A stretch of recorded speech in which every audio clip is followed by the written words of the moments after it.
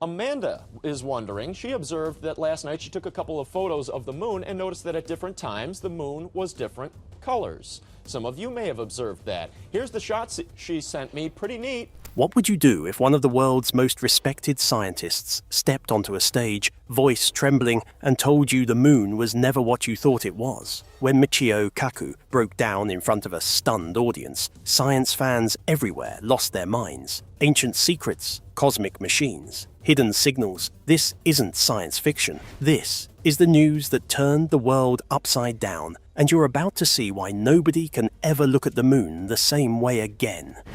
The stage that stopped the world. Nobody expected history to change on a Tuesday. That's how it always happens, isn't it? One moment, you're scrolling your feed, half awake, seeing the same old memes and half-baked moon conspiracies. Then, suddenly, the biggest news since the Apollo landing explodes across every screen on the planet. Michio Kaku, famous for making black holes and time travel sound like playground topics, stood frozen in front of a packed room in Geneva, visibly shaken. Cameras zoomed in as he struggled to steady his voice, his hands gripping the lectern just a little too tight. You could tell, even if you had never seen the man before, that this was not how a normal scientific talk begins. In the front row, old-school astronomers tried to keep poker faces. Journalists nudged each other, pens hovering, sensing something huge was about to happen. The world had grown used to wild claims. Rumors of water on Mars, blurry UFOs, clickbait about hidden faces on the moon. But what Kaku was about to unveil wasn't a wild theory, it was cold, hard data. And once it was out, there would be no putting it back in the box. He launched straight in, his first slide projecting an eerie, layered cross-section of the moon onto the giant screen behind him. At first glance, it looked like any scientific graphic, until you noticed the glaring anomalies. Deep internal voids, strange geometric patterns, temperature spikes in the coldest parts, and data points that stubbornly refused to match up with decades of textbooks. People in the room leaned forward, squinting, some already whispering to each other. These weren't just random shapes. There was structure here, the kind of repeating regularity that nature almost never creates on this scale. Nobody could look away. As Kaku spoke, a sense of dread crept over the crowd. He described the international effort all pooling their newest space tech, gravitational lensing, deep penetrating radar, thermal scanning system, all of this technology. Thermal scans. This wasn't fringe science. These were the best tools humanity had, and all of them pointed to the same impossible story. The moon was never just a natural satellite. Its core, its shell, its internal heat, none of it matched up. The deeper they looked, the weirder it got. The real gut punch came when he explained the heat signatures pulsing beneath the lunar crust. No volcanoes, no ancient warmth. This was patterned energy, mapped out in a way that should not exist, unless something was down there, running, ticking, waiting. In that moment, the crowd fell totally silent. Kaku paused, looking out over the faces, scientists and dreamers and skeptics all staring back, waiting for a joke, a reassurance, some way to laugh it off. But there was nothing. The data hung in the air, undeniable and deeply unsettling. If the moon isn't just a lump of rock, what is it? And who or what could build something so massive, so mysterious, and keep it hidden for billions of years? Billions when science meets shock. What happened next was pure chaos, the kind that only real fear and wonder can cause. Within an hour, the news was everywhere. Pushed notifications, TV tickers, memes, wild Twitter threads. People who had spent years laughing at fake moon stories now scrambled to find live streams of the Geneva Symposium, desperate to catch even a scrap of Kaku's evidence. Rival physicists watched in open disbelief, trying to poke holes in the research, secretly hoping someone had just screwed up the math. But as more details trickled out, it was obvious this was no error. The same bizarre patterns showed up on every scan, from every country. It wasn't just a fluke. Internal voids, perfectly spaced, stretching for hundreds of kilometers. Temperature anomalies right where the voids appeared. Bursts of electromagnetic energy pulsing at regular intervals, like a clock running somewhere inside the moon. Even the moon's gravitational field, long known for mascons that made orbits weird now looked less like geological mess and more like a hidden grid, one that lined up precisely with the anomalies. As scientists scrambled to make sense of it, a bigger question loomed over everyone. For centuries, people had written off the moon's oddness as coincidence. Its size, its almost perfect orbit, Witnessed history yesterday as a total solar eclipse plunged. its uncanny ability to produce total solar eclipses as if it was designed for dramatic effect. Now, every just so detail felt loaded with new meaning. Journalists started digging through archives, pulling up quotes from old Apollo astronauts who joked about the moon ringing like a bell after impacts. That was no joke anymore. Seismic data was suddenly being re-examined, and the long, echoing vibrations now sounded less like rocks and more like something hollow or engineered. And all the while, Michio Kaku's shaken voice played again and again on the world's screens, reminding everyone that this was just the start. If the moon's secrets were coming to light now, what else was hidden in plain sight, quietly affecting life on Earth? Was the moon just a cosmic relic, or had it been playing a role in human history all along? Kaku's warning. Kaku's initial announcement had been mind-bending, but what truly set the world ablaze was his follow-up address, one that's already legendary for its raw emotion. The video opens with Kaku, eyes heavy, looking like a man who has seen the edge of the map and realized the monsters are real. He began by outlining the global effort that led to this moment: quantum deep imaging satellites from multiple countries, cross-checks by skeptical teams, and the moment he realized the numbers refused to lie. Kaku spelled it out, voice barely above a whisper at times. Density scans found vast, regular cavities. Radar bounced off shapes that were too precise. Heat maps showed energy leaking out at precise intervals. Gravitational mapping revealed a grid, an actual lattice running from pole to pole. He admitted that early Apollo anomalies, the weird gravity, the echoing moonquakes, now made new, terrifying sense. All of it fit together in a pattern no random cosmic accident could explain. And that's when his composure broke, just a little. The camera caught it, a glint in his eye, a trembling in his hands. Here was a man who had seen the impossible and was brave enough to say, "We don't know what the moon is anymore, but it's not what we thought, and it might not be safe to keep pretending." He urged the scientific world to look beyond dogma, to merge physics with mythology, geology with consciousness, data with dreams. The moon, he said, may have been placed in orbit, perhaps not even by a civilization as we know it, but by something so advanced, its technology would look like magic. He didn't say aliens, he didn't say artificial. He simply told the truth. The evidence pointed to design. The implications were cosmic. If the moon's orbit, its size, and even its position were engineered, was life on Earth an accident or the result of a plan? And if it's a plan, who made it? And what did they leave for us to find? The moon becomes obsession.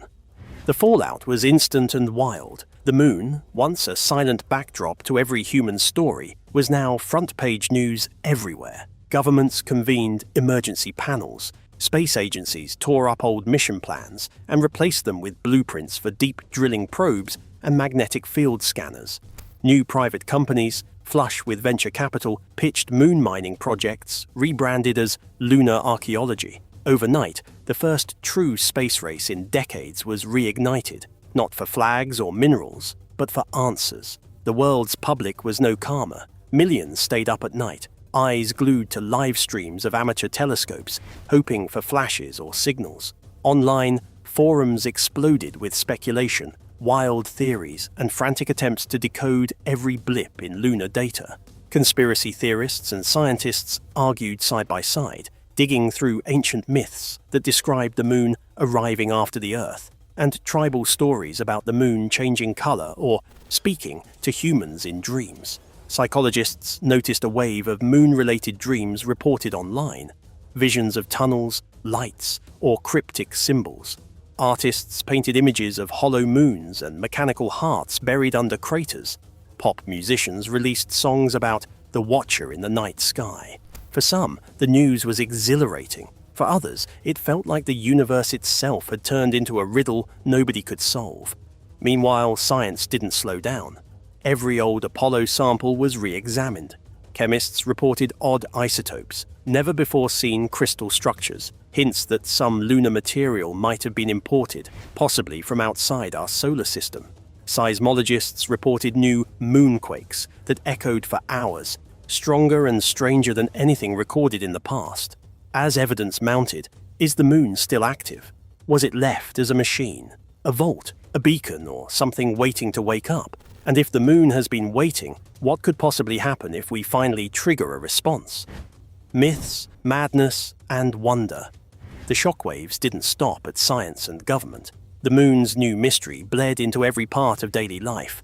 Filmmakers and writers raced to tell the story, some spinning thrillers about ancient vaults, others exploring what it would mean if the moon was a kind of cosmic ark, carrying a backup of Earth's history or the seeds of life for future worlds. Artists staged lunar vigils, painting and sculpting live as the full moon rose, channeling the collective anxiety and awe. In cities worldwide, moon-watching parties replaced the usual nightlife. People gathered on rooftops and beaches, straining to see new details in its surface, almost as if waiting for the moon to blink. In churches, temples, and even among atheists, the moon's enigma became a spiritual event. Old prayers and lunar rituals were revived, mixed with brand new ones. People whispered that maybe the moon had always been there to guide or guard humanity. If it was designed, was it a gift, a warning, or just a cold experiment by something so far beyond us we could never hope to understand?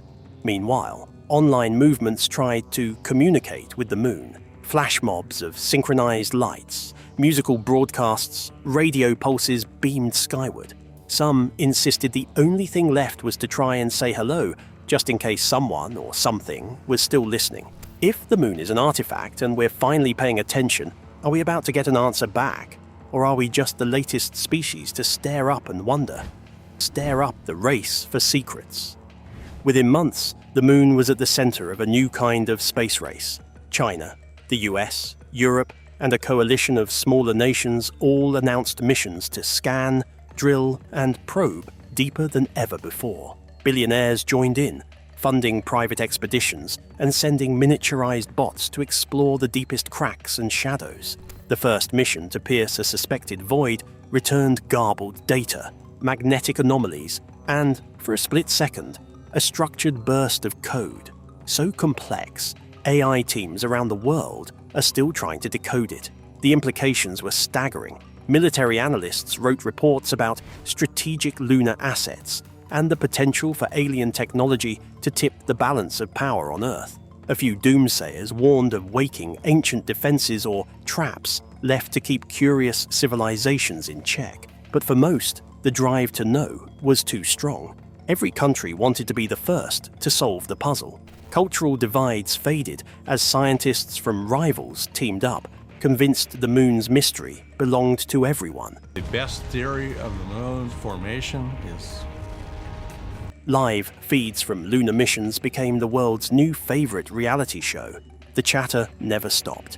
Was the moon a beacon, a machine, a vault, or something so strange nobody had words for it yet? As every probe went deeper, more anomalies appeared. Buried alloys, coded energy pulses, regions of perfectly arranged matter, impossible at random.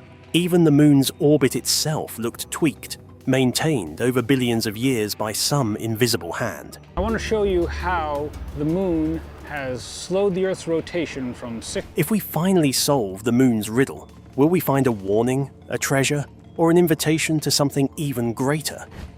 Shockwaves across civilization.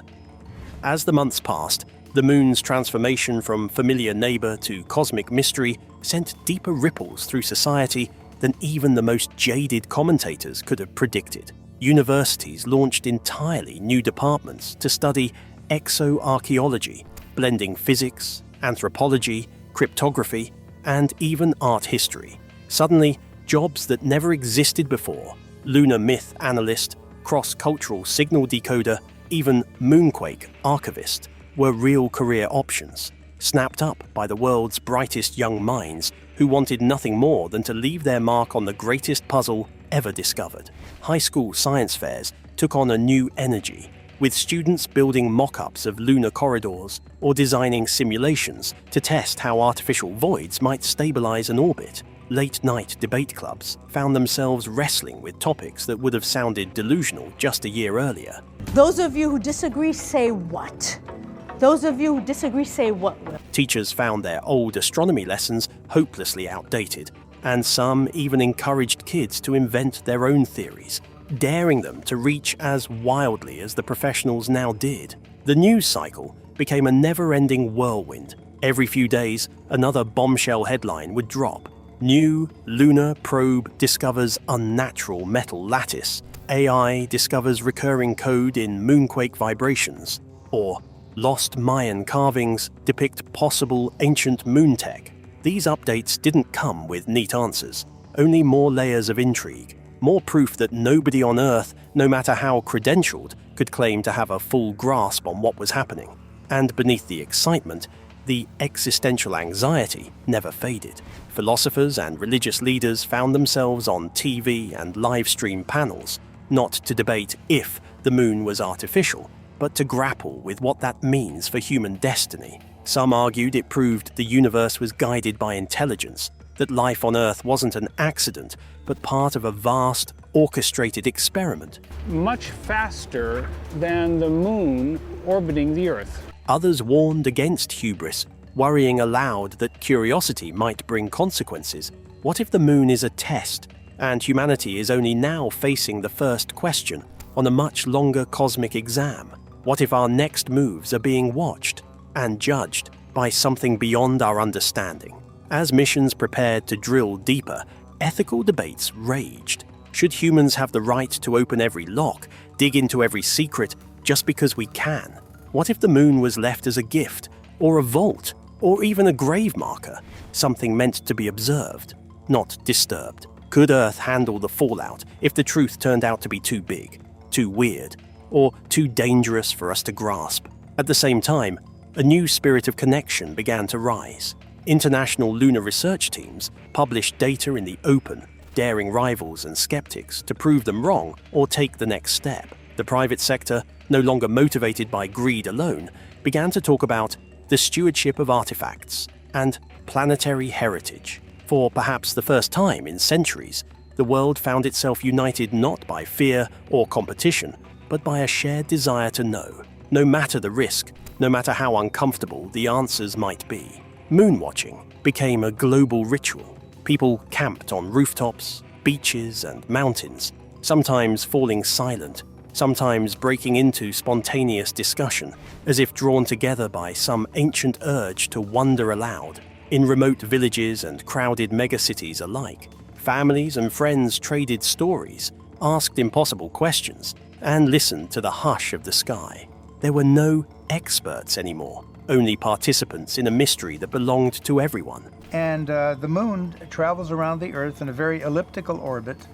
For every scientist hoping for alien technology or ancient archives, there were countless regular people quietly asking if the moon's real secret was a mirror, showing humanity its own hunger to search, to build, to dream, and to reach beyond itself. And yet, even as the world came together, the spectre of the unknown never left. There were still unexplained electromagnetic flares, mysterious glitches in probes, recurring hums that made some wonder if something was trying to communicate, or perhaps warn.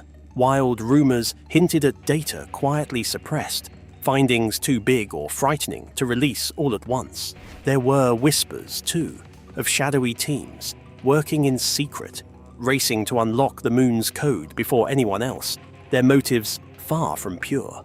Would the first message we decode be an invitation, a challenge, or a warning to stay away? What if the moon's pulses are just one node in a vast network, and our poking and prodding sends a ripple across the galaxy? Are we on the verge of making contact with something ancient and powerful, or just about to learn that some mysteries are better left unsolved?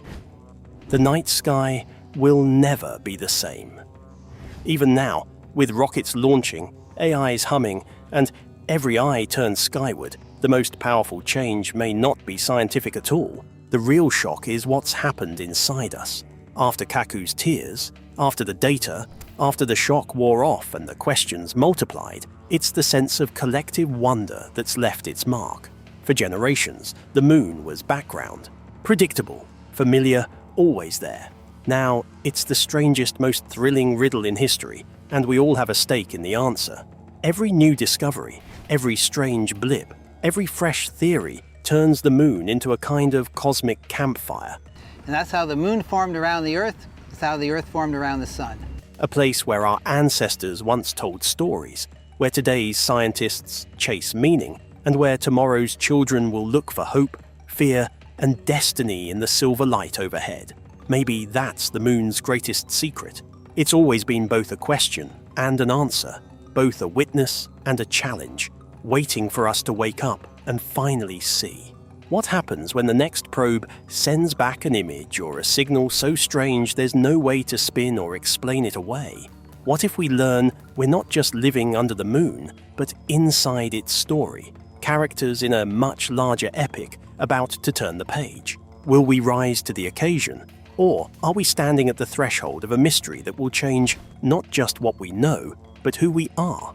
So the next time you look up, ask yourself, what is the moon waiting to reveal?